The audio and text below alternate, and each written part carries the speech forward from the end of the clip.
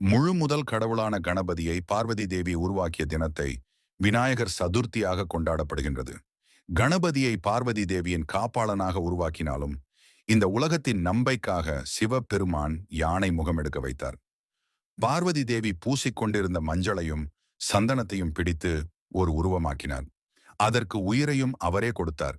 அவரே கணபதியானார்.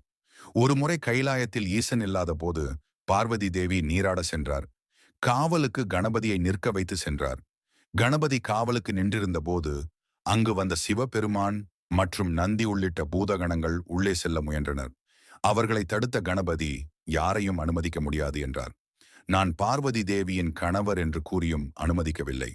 இதனால் கோபமடைந்த ஈசன் தன் சூலாயுதத்தால் கணபதியின் தலையை கொய்தார்.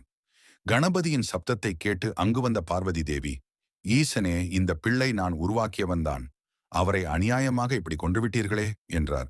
அவருக்கு உயிர் அழியுங்கள் என கேட்டுக்கொண்டார். வடக்கில் தலை வைத்து படுத்திருக்கும் ஒரு பிள்ளையின் தலையை எடுத்து வாருங்கள், அதை கணேசனுக்கு வைத்து உயிர் தரலாம் என பிரம்மதேவன் ஆலோசனை கூறினார். இப்படி யானையின் தலை பொருத்தி விட்டீர்களே சுவாமி என தேவி கேட்டதற்கு, கஜமுகாசூரன் எனும் அரக்கன் உயிர்களை துன்புறுத்தி வருகின்றார். அவரை அழிக்க வேண்டும் என்றால் ஆண் பெண் சம்பந்தப்படாமல் பிறக்கும் ஒருவரால் தான் முடியும். அதோடு அவன் மனிதனாகவோ அவன் பார்க்க இருக்கக்கூடாது என வரம் பெற்றுள்ளான். கஜமுகாசுரனை அழிப்பதற்காகவே கணேசனாக அவதரித்துள்ளார். அதோடு அவர் முழு முதல் கடவுளாக விளங்குவார். யார் எங்கு பூஜை செய்தாலும் அதில் கணபதிக்கு தான் முதல் பூஜையும் ஆரத்தியும் நடக்கும் என வரம் கொடுத்தார்.